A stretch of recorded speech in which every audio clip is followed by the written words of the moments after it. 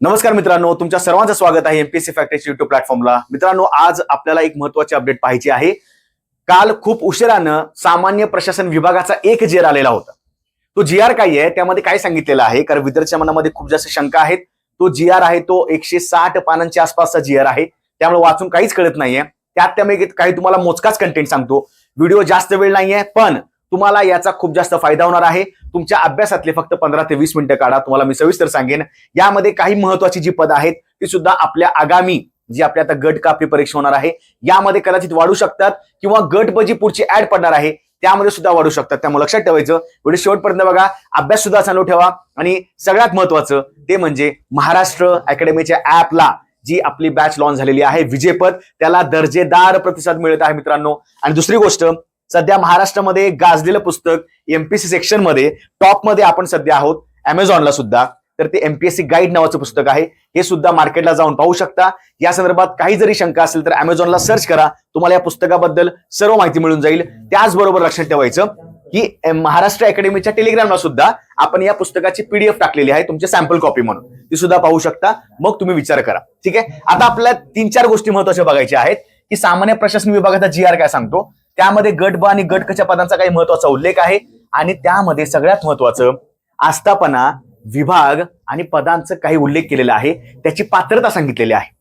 आता यामध्ये काय होते बघा, बरेचसे विद्यार्थी सायन्स बॅकग्राऊंडचे आहेत, बरेचसे विद्यार्थी आर्ट्स बॅकग्राऊंडचे आहेत, बरेचसे विद्यार्थी अभियांत्रिकीचे असतील, बरेचसे विद्यार्थी कॉमर्सचे असतील. आता होते काय, एक सरसकट जर सगळ्यांनाच अप्लाय करायचं असेल तर कोणतीही पदवी असं त्यांनी आता सध्या काही ठिकाणी शैक्षणिक अर्हता दिलेली आहे, पण ती पदं कोणती आहेत ती आपल्याला माहिती घेणं गरजेचं आहे. कारण आगामी काळामध्ये त्या पदासाठी सुद्धा भरती निघू शकते.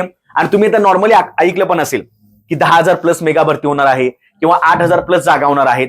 तर ज्या जागा सध्या ऍड झाला नव्हत्या त्याचं कारण असं होतं की सेवा प्रवेश नियमामध्ये काही ठिकाणी बदल केला होता. आणि मग आता सामान्य प्रशासन विभागानं यावर सगळं आपलं मत मांडलेलं आहे. त्यांनी सांगितल्याप्रमाणे आपण थोडक्यात बघूया तो जीआर काय आहे, व्यवस्थित पहा.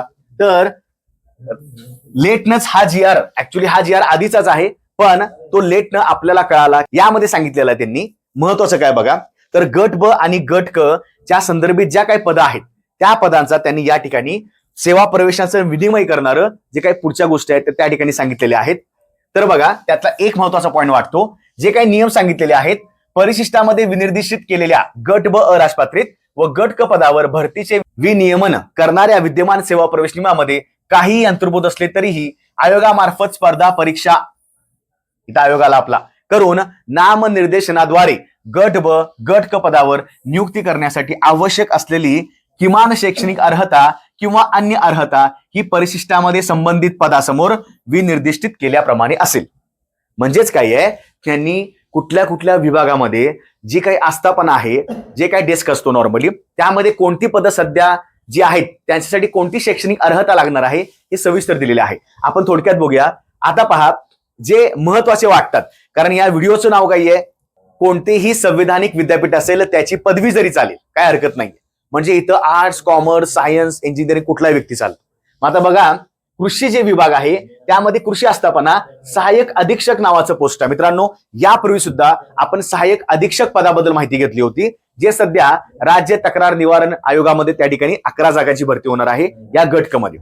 पण लक्षात ठेवायचं, वेगवेगळ्या विभागामध्ये जे काही वेगवेगळ्या आस्थापना असतात त्याच्यामध्ये सुद्धा सहाय्यक अधीक्षक नावाचं पद असतं. याला जवळपास S ते 13 स्केल आहे.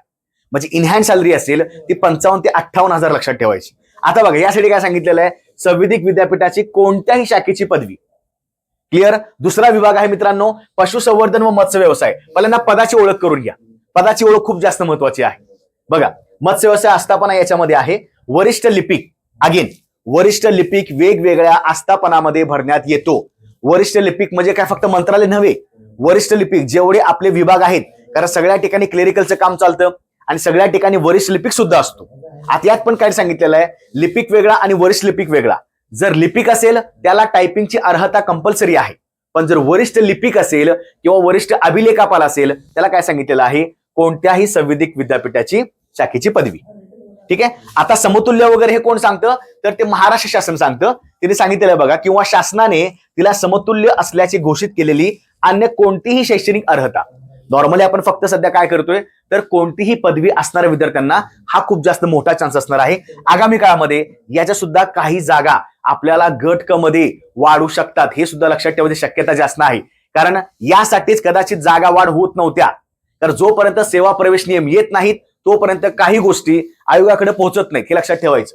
त्यानंतर सगळ्यात जो महत्वाचा विभाग आहे मित्रांनो, याला स्केल सुद्धा चांगला आहे. सहकारी पणन, यामध्ये सहकार आयुक्त निबंधक आस्थापना आहे. पदाचं नाव काय आहे? सहकार अधिकारी. सहकार अधिकारी श्रेणी 2 लक्षात ठेवायचं, कोणतीही पदवी चालेल. पुन्हा सहकार अधिकारी श्रेणी 1 अगेन याला सुद्धा कोणतीही पदवी चालेल. आता बघा इथं मला उल्लेख करायचा आहे, श्रेणी 1 आणि श्रेणी 2 याला सुद्धा चांगलं स्केल आहे. S10 ते S12च्या आसपास स्केल आहे. हा सुद्धा एक मोठा चान्स असणार आहे. म्हणजे आयोगानं काय केले, किंवा आपण असं म्हणू शकतो, आयोग म्हणण्यापेक्षा असं म्हणूया, सामान्य प्रशासन विभाग म्हणजे महाराष्ट्र शासन याच्यामधला सर्वात मोठा हा प्रमुख विभाग आहे, जो पदभरती वगैरे या संदर्भात खूप जास्त महत्वाचं असतं. तर आपण GAD असं म्हणतो. आता या विभागामध्ये किंवा महाराष्ट्र शासनाला असं वाटत असेल की आगामी काळामध्ये मॅक्सिमम जागा काढायच्या आणि सरसकट सगळ्यांनाच त्या लागू करायला पाहिजे. तांत्रिकचं बोलत नाही मी, त्याच्यामध्ये तांत्रिक पण पद आहे. त्याच्यामध्ये काही तांत्रिक पद आहेत ज्याला काही टेक्निकल कोर्सेस लागतात, ज्याला काही डिप्लोमा लागतो, ज्याला काही ग्रॅज्युएशन टेक्निकल लागतं, ते सुद्धा आहेत. पण आता सध्या आपण काय करतोय, कोणत्याही विद्यापीठाची पदवी चालेल. ठीक आहे, लक्षात कोणती पदवी चालेल. त्यानंतर पुन्हा सहाय्यक सहकारी अधिकारी अगेन कोणती पदवी आहे. आणि वरिष्ठ लिपिक बघा, मगाशी होतं कोणतं विभाग, पशुसंवर्धन व मत्स्य व्यवसाय, आणि आता कोणतं आहे, सहकारी पणन. वरिष्ठ लिपिक S8 स्केलचं पद आहे. S8 स्केल म्हणजे 25,500 ते 81,100 हा त्यांचा जो काही बँड आहे, मॅट्रिक्स. त्यानंतर सगळ्यात महत्वाचा विभाग तो म्हणजे वित्त, GST विभाग लक्षात ठेवायचं. त्यामध्ये बघा त्यात सुद्धा भरपूर पद आहेत. वस्तू व सेवा कर आस्थापना म्हणजे GST आस्थापना आहे. त्यामध्ये लेखापाल, व्यवस्थापक, सहाय्यक व्यवस्थापक, लेखा लिपिक, भांडारपाल, पर्यवेक्षक. आता खूप विद्यार्थ्यांचा असा प्रश्न होता, सर तसं बघायला गेलं तर ऍक्च्युली लेखापाल, लेखा संदर्भातली पदं तसं बघायला गेलं तर ती इकॉनॉमिक्स किंवा कॉमर्स बॅकग्राऊंडला गेली पाहिजेत. पण त्यांनी सांगितल्याप्रमाणे संवेदिक विद्यापीठाची पदवी दिलेली आहे. आता आगामी काळामध्ये याच्यामध्ये काय बदल होईल की नाही मला माहित नाही, पण सध्या तरी आपण अपडेट घेऊया की ही जी पदं आहेत ही सध्या कोणत्याही शाखेची पदवी चालेल असं त्यांनी सांगितलेलं आहे. त्यानंतर अजून वित्त विभागामध्ये बघा, कनिष्ठ लेखापाल आणि कनिष्ठ लेखा परीक्षक पुन्हा कोणत्याही विद्यापीठाची पदवी. ठीक आहे, मग असा संभ्रम असतो की सर लेखा, अकाउंट्सला कॉमर्सलाच व्यक्ती पाहिजे ना, पण त्यांनी काय केलेलं आहे, सरसकट त्यांनी सगळ्यांना या ठिकाणी मुभा दिलेली आहे की तुम्ही अप्लाय करू शकता, म्हणजे ऍड निघाल्यावर. त्यानंतर अन्न व नागरी पुरवठा लक्षात ठेवायचं, यामध्ये आस्थापना आहे विभागीय पुरवठा कार्यालय. बघा मित्रांनो, हे पद खूप जास्त महत्वाचं आहे. या पदाची जाहिरात येऊ शकते, कदाचित गट क मध्ये ऍड होऊ शकते. आता सेवा प्रवेश नियम क्लिअर झालेले आहेत. मग पुरवठा निरीक्षक असेल, मुख्य लिपिक पुरवठा असेल, धान्य खरेदी निरीक्षक असेल, गोदाम व्यवस्थापक असेल, हे सगळे वर्ग 2 चे काही आपल्याकडे पद आहेत. त्यात सुद्धा कोणतीही पदवी चालेल, हे लक्षात ठेवायचं. ठीक आहे, हा एकच विभाग आहे. त्याच्यानंतर सामान्य प्रशासन विभाग बघा, सामान्य साप्रवी जे आता ज्या विभागाने ही ऍडच काढलेली आहे ना, सध्या GR काढलेला आहे, त्यांचा सुद्धा विभाग आहे. त्याच्यानंतर त्याच्यामध्ये आस्थापना भरपूर आहे. सध्या ही आस्थापना कोणत्या आहे, राज्यपाल सचिवालय आस्थापना आहे. यामध्ये लघुलेखक, लघुटंकलेखक, पुन्हा नियंत्रक जे काही पद आहे, आणि शासकीय परिवहन सेवा आस्थापनामध्ये समयपाल नावाचं पद आहे, ज्याला कोणतीही पदवी चालेल. ठीक आहे, हे तुम्ही व्यवस्थित वाचून पाहू शकता. सदरची काही PDF आहे, ते आपण टेलिग्रामच्या चॅनलला आपल्या उपलब्ध केलेली आहे. महाराष्ट्र अकॅडमी सर्च करा, तुम्हाला त्या ठिकाणी टेलिग्रामची लिंक दिली जाईल. किंवा तुम्ही युट्यूबला सुद्धा जेव्हा हे लेक्चर पाहत असाल, कमेंट बॉक्समध्ये तुम्हाला मी टेलिग्रामची लिंक पाठवतो, त्याला सुद्धा तुम्ही जॉईन व्हा. अपडेट्स त्या ठिकाणी आपण बरेचसे टाकत असतो, ही PDF तुम्ही पाहू शकता. पुन्हा सामान्य प्रशासन विभाग पुन्हा आहे. सहाय्यक कक्ष अधिकारी मित्रांनो, ASO, हे पद मात्र गट ब मध्ये आहे, हे तर काय फिक्सच माहिती आहे सगळ्यांना. नियंत्रक आहे ASO, नोंदणी लिपिक आहे, भांडार सहाय्यक आहे. अगेन याला काय असतं, कुठलेही पदवी किंवा कुठले ग्रॅज्युएशन चालतं. त्यानंतर उच्च व तंत्र शिक्षण जे काय आपल्याकडे विभाग आहे, त्यामध्ये बघा 3 महत्वाचे त्यांनी काय दिलेले आहेत, आस्थापना आहेत. कला संचालनालय, शिक्षण, तंत्र शिक्षण. कलामध्ये भांडारपाल म्हणजे तिन्हीकडे भांडारपाल आहे, आणि तिघांना सुद्धा काय आहे, कोणत्याही शाखेची पदवी. ठीक आहे, हे भांडारपाल पद सुद्धा महत्वाचं आहे. लक्षात ठेवायचं, लेखा, भांडारपाल ही जी पद असतात ही बऱ्यापैकी सगळ्या ठिकाणी सगळ्याच आस्थापनेला किंवा सगळ्याच विभागामध्ये असतात. त्यामुळं ती पदाची काही शिल्लक असतील त्या संदर्भित या सगळ्या जागा यांच्याकडे ज्या असतात डिरेक्टली आता MPSC कडे जातील, जर काही रिक्त असतील तर, आणि पुन्हा काही पदं वाढू शकतात. पुन्हा गृहमध्ये बघा, हवालदार निदेशक, कनिष्ठ निर्देशक, प्रयोग निर्देशक, दूरध्वनी चालक अशा 2 दिलेले आहेत. त्यांना सुद्धा आस्थापना मात्र दोन्हीच्या वेगळ्या आहेत. त्यांना सुद्धा कोणती पदवी. त्यानंतर शालेय शिक्षण, अगेन हा मोठा विभाग आहे मित्रांनो. शालेय शिक्षण, आता ही शिक्षण जे काही आपल्याकडे विभाग आहे तर त्या आस्थापना संभाजीनगरची आहे, छत्रपती संभाजीनगरची. यामध्ये लघुलेखक, पुन्हा महाराष्ट्र राज्य शैक्षणिक व संशोधन प्रशिक्षण परिषद, प्रौढ शिक्षण लघुलेखक उच्च श्रेणी, पुन्हा जीई, MSc, ERT म्हणजे महाराष्ट्र शासनाचे जे काही संशोधन वगैरे आहे परिषद, त्यासाठी कोणत्याही विद्याशाखेतील वैधानिक विद्यापीठाची पदवी, हे सुद्धा लक्षात ठेवायचं. लघुलेखक नावाचं पद आहे मित्रांनो. सगळ्यात महत्वाचं पद आदिवासी विकास विभागामध्ये लक्षात ठेवायचं. हे जे आयुक्तालय आहे आस्थापना, यामध्ये उपलेखापाल, मुख्य लिपिक, वरिष्ठ लिपिक, सांख्यिकी सहाय्यक आणि आदिवासी विकास निरीक्षक. मित्रांनो ही जी परीक्षा आहे ही 2025 ला दिली होती आणि माझा रँक या ठिकाणी महाराष्ट्रामध्ये 3रा आला होता या पोस्टसाठी. ठीक आहे, एसीबीसी मध्ये. कारण त्यावेळी TCS परीक्षा घ्यायचं आणि ऑनलाईन परीक्षा व्हायची. तर ही खरंच खूप चांगली पद आहे. हे कोणत्याही विद्याशाखेतील पदवी वगैरे त्यांनी दिलेली आहे. म्हणजे आदिवासी विभागामध्ये ही सुद्धा पदं असणार आहेत. त्यानंतर पुढं वरिष्ठ आदिवासी विकास निरीक्षक. आता बघा, जवळपास या आदिवासी विकास निरीक्षकला S13 स्केल आहे आणि जर तुम्ही वरिष्ठला गेला याला S14 स्केल असायचं. पुन्हा आदिवासी विकासामध्ये अधीक्षक महिला, गृहपाल पुरुष, गृहपाल महिला यासाठी मध्यंतरी म्हणजे महिला बालकल्याणमध्ये ऍक्च्युली ते वेगळं थोडंसं आहे. आदिवासी विकास असेल किंवा महिला बालकल्याण असेल त्याला सुद्धा तुमचं काय अधीक्षक असेल किंवा वरिष्ठ निरीक्षक असेल अशी पदं निघतात ज्यांना चांगलं स्केल आहे. त्यामुळे आगामी काळामध्ये ही सुद्धा आपण पदं पाहू शकतो. त्याच्यानंतर जलसंपदा विभाग मित्रांनो, अत्यंत जो महत्वाचा विभाग आहे, यामध्ये खूप मोठी पदभरती होणार आहे. पण अजून सुद्धा एक अपडेट नाही आहे की सध्याच्या याच्यामध्ये ऍड होतील की यासाठी पुन्हा पुढच्या वर्षीची वाट बघावी लागेल. सध्या फक्त आपण बघूया की यामध्ये कोणती पदवीसाठी काही आहे. तर कनिष्ठ सर्वेक्षण सहाय्यक, भांडारपाल, सहाय्यक भांडारपाल, दूरध्वनी चालक, प्रयोगशाळा सहाय्यक पद सगळे काय आहेत कोणत्याही शाखेतील पदवी. लक्षात जे काय आपण सध्या विभाग पाहिले त्यात लक्षात ठेवायचं की शालेय शिक्षण विभाग आहे किंवा अन्न पुरवठा असेल, अन्न व नागरी पुरवठा असेल, त्याच्यानंतर गृह विभाग पाहिला. तर तुम्ही तुमच्या मनामध्ये जो प्रश्न असेल की शहरातल्या जागा कोणत्या वाढू शकतात, तर मला असं वैयक्तिक वाटते सध्याच्या काही अपडेटनुसार पुरवठा निरीक्षक हे पद सध्या यामध्ये वाढू शकतं. लक्षात ठेवायचं. अजून सुद्धा अपडेट यामध्ये आलेली नाहीये किंवा यामध्ये कदाचित त्यांनी ऍड केलं नसेल. मे बी त्यांचा आधीचा प्रवेश नियम सगळे सेट झालेले असतील. ते म्हणजे नगर परिषद, त्यामध्ये स्वच्छता निरीक्षक असेल, कर निर्धारण अधिकारी असेल, अशी जी चांगली चांगली पदं आहेत श्रेणी 1, 2, 3 मधली, ती सुद्धा आपल्याला पाहायला मिळतील कदाचित. पण सध्या पाहायला गेलं पुरवठा निरीक्षक, ग्राम महसूल अधिकारी, तलाठीमध्ये काही जागा वाढ होतील काही टप्प्यामध्ये. त्याचबरोबर अजून याच्यामध्ये एका दुसरं संवर्ग येऊ शकतात. किंवा आता लक्षात ठेवा की जसं आपण पाहिलं होतं आपल्या ऍड मध्ये वरिष्ठ लिपिक नावाचं पद आहे, सहाय्यक अधीक्षक नावाचं पद आहे. पद तीच राहतात, फक्त विभागामधनं काही रिक्त पदांचा अहवाल येतो आणि मग MPSC त्याच्या संदर्भात काही जाहिरात काढत असते. त्यामुळं सध्या अपेक्षा करूया की आगामी काळामध्ये सध्या फॉर्म डेट जरी संपली असेल तरी समजा याच्यामध्ये काही जागा वाढ होणार असेल समजा, तर लक्षात ठेवायचं आयोग त्या संदर्भात आपल्याकडे अपडेट देईल. जसं आयोगाकडे मागणी पत्र जाईल रिक्त जागेंचं, तसं आयोग जागा जाहिरात काढू शकतं. सध्या पाहायला गेलं तलाठीमध्ये अजून एक 100-150 जागा, 200 जागा जवळपास वाढू शकतात. पुरवठा निरीक्षक 200-250च्या आसपास काही शिल्लक आहेत. लवकरच पाहूया या संदर्भात काही अपडेट मिळते. पण जागा वाढीचे चान्सेस जास्त आहेत कारण यांनी सेवा प्रवेश नियम आता डिक्लेअर केलेले आहेत. म्हणजे काही दिवसामध्ये आपल्याला काही चांगली चांगली पदं या ठिकाणी दिसतील. S10 पासून ते S13-14 स्केल पर्यंत सुद्धा चांगली पदं आहेत. त्यामुळं इथं आता अभ्यास थांबवायचा नाही. आता इथं खूप जास्त स्पर्धा मोठी झालेली आहे. पण तुम्हाला मी आधीच सांगितल्याप्रमाणे आपला अभ्यास चालू ठेवा. 12,40,000च्या वरती फॉर्म गेले आहेत.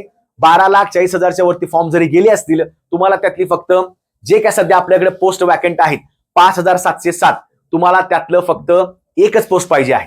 त्यामुळे 12 लाख असू देत नाहीतर 22 लाख असू देत, आपला अभ्यास, आपलं दररोजचं काही रीडिंग असेल, दररोजचा तुमचं काही टेस्ट असतील, हे सगळं आपलं फ्रीमध्ये आपण महाराष्ट्र अकॅडमीच्या ऍपला देत आहोत. आणि लक्षात ठेवायचं सगळ्यात महत्वाचं, अभ्यास करता करता तुम्हाला जर असं वाटलं की अजून दर्जेदार अभ्यास व्हायला पाहिजे, तर त्यासाठी आपली महाराष्ट्र अकॅडमीच्या ऍप्लिकेशनला दर्जेदार विजयपथ नावाची बॅच आपण लॉन्च केलेली आहे.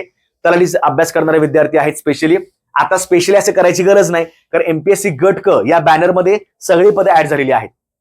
त्यामुळं प्रत्येक विषयाला प्रत्येक वेगवेगळी फॅकल्टी आहे, त्यांचा फायदा घ्या. त्या विषयामध्ये तज्ज्ञ आहेत. फ्री सराव टेस्ट, फ्री चालू घडामोडी आणि फ्रीचे आपले युट्यूबचे लेक्चर, त्याचा सुद्धा घर बसल्या फायदा घेऊ शकता. आणि जर तुम्हाला एकदम चांगलं, कारण सध्या आता विद्यार्थ्याच्या मनामध्ये प्रश्न आहे की सर 70 दिवस बाकी आहेत, मग आम्ही वेगवेगळी 20-30 पुस्तकं वाचू का, 10-12 पुस्तकं वाचू का, काही गरज नाहीये. दररोजचं अपडेट करत चला. कशा प्रकारे प्रश्न विचारतात हे सुद्धा आम्ही लहान लहान व्हिडिओमध्ये सांगत असतो आणि त्याचा फायदा करून घ्या.